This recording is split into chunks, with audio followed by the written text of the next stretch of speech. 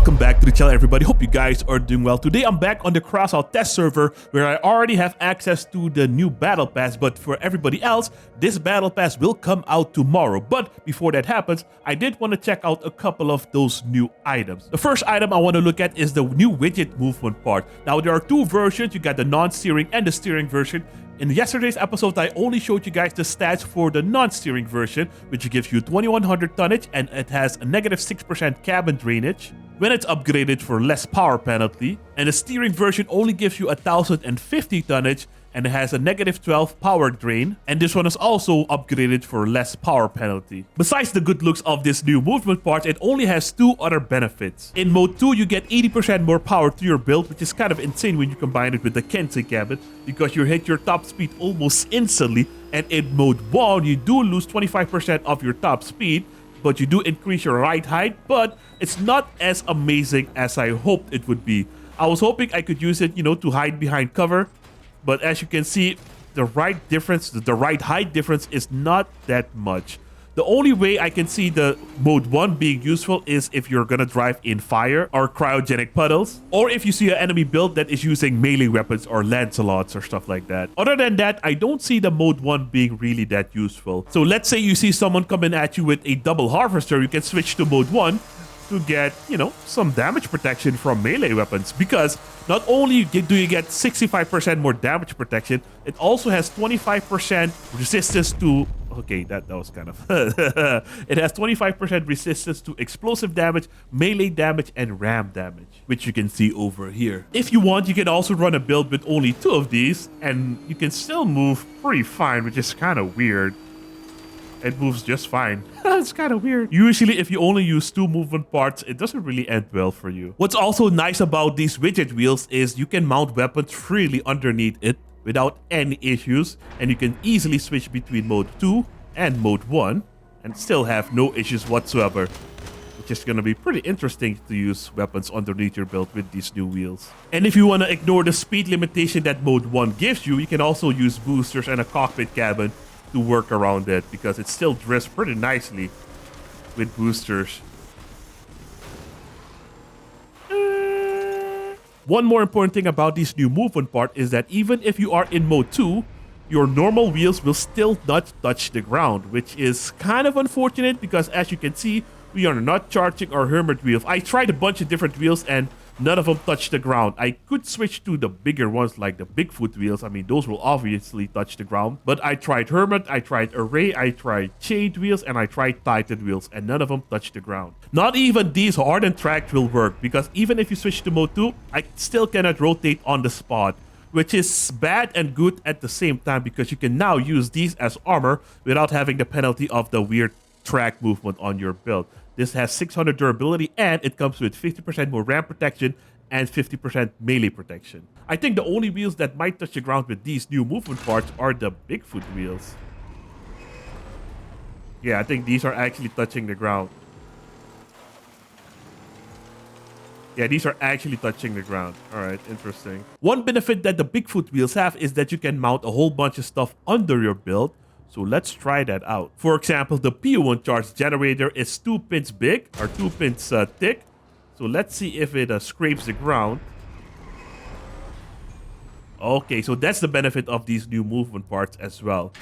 You can mount a whole bunch of stuff under your build without having it scraping the ground. That's actually another pretty nice benefit. Another thing you can do is you can have all the wheels on separate buttons, unlike the mech legs. So what I think you can ultimately do, there's a few bricks that I saw where the weapons were hiding in the back, but it has no gun depression to shoot. Like right now, I cannot shoot at the enemy, but if you tilt your whole build, we are able to shoot.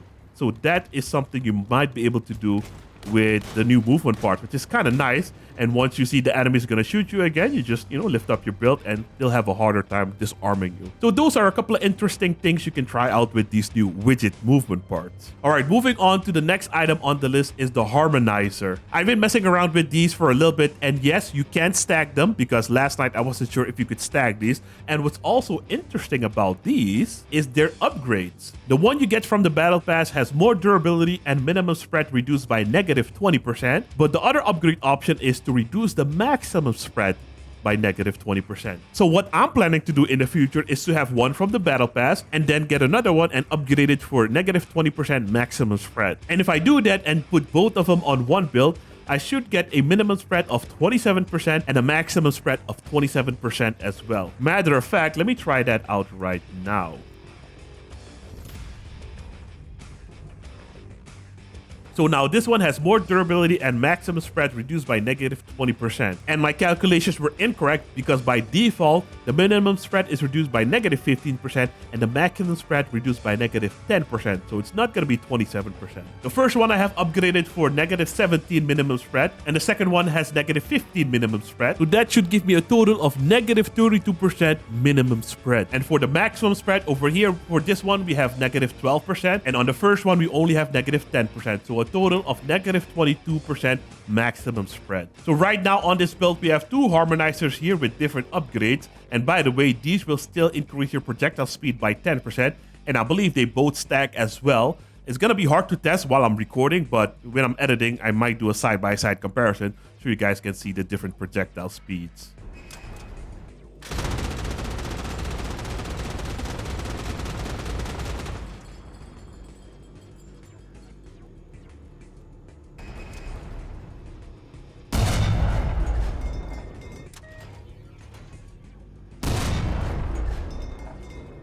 And if we look at the bottom of the screen, you can also see that two harmonizers are active.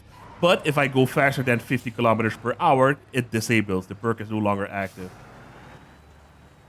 It's also nice to see that the harmonizers are not affected by the buggy wheels because these should actually affect it, but it still stays 50 kilometers per hour before it disables. So that's also kind of nice. Now that I think about it, minimum spread is actually not that amazing. If I can get two with less maximum spread, I think that's going to be much more beneficial. Alright guys, now yesterday I did make a mistake when talking about the compiler. I thought it was a limited firing angle, but yeah, that was wrong. It is a fully 360 rotatable turret. I think it limited me because I had two super close to each other. And check out the gun elevation. It's actually kind of disgusting. I like it. But I'll make a dedicated review on this gun once the update is live. Something that's also strange about the compiler, right now we're using a max accuracy build with the Torero and two harmonizers. But if we try to aim at that build all the way over there, two of our shots still miss because this thing has such a nasty spread. Alright, and the last item I want to take a look at today is the new Mainframe Heavy Cabin. Right now, the Mainframe Heavy Cabin is not the biggest as they claimed in their dev blog, but it is definitely the slowest, but it also has the highest mass limit in the game right now at 25,500. The cohort has 24,000 and the machinist as well. And right now, the fastest heavy cabin is gonna be the Yokozuna cabin and the Hugin cabin. The other cabins are a little bit on the low side, except for the Urmac. I believe the Icebox as well, 62, the Savior as well, 62, the Echo 62, and the Carapace 62 as well. The other ones are all below 60, which is kind of unfortunate. As you can see, I also did some testing with the new Mainframe cabin to see if you would receive damage to your bumpers, if it would also count towards your cabin's perk. But sadly, it does not. Right now, I have a couple of rifts over here to blow up these bumpers. The Freight Train Plow has 807 durability, so this should get me to stage 1, right? And the Icebreaker bumpers have 639 durability, so in total, more than 1200. And that should get me up to stage 2. But if I do this test, if I blow up my my Freight Train, no perk. And if I blow up the other ones, no perk. So it does not count if you get damage dealt to you on bumpers. But if you use normal structural parts, if I blow up the right side, which is less durability, I get stage 1, as you can see by the icon. If I blow up the right side, I get stage 2. And you can also see an indicator over there, the blue cylinder things over there. And if I blow up the middle, I get my 3rd stage, which is the Mac, and then the other cylinder thing lights up. One cool thing about this cabin, it has a reverse gear sound effect. But unfortunately, it does not have headlights because I'm turning them on right now, but nada. Also, this cabin is a very similar size to the other heavy cabins, like the cohort, for example. Pretty much the same thing. I thought it was going to be much bigger than this, but it's actually fine the way it is. And in the back of the cabin, it has some sort of crane, but unfortunately, you cannot do anything with the crane. It's just, you have a weird pocket over here we can mount maybe a generator or a radiator or something like that. I thought this cabin had the most durability out of all the cabins, but nope. That still goes to the freaking cohort cabin at 609 durability. The machinist has 540 and the urbex cabin has 550. And when you optimize the power and speed with this new cabin, you can get up to max speed really fast. Look at that. Already at max speed. Just within a few seconds. So that's also pretty interesting that you can do. Look at that.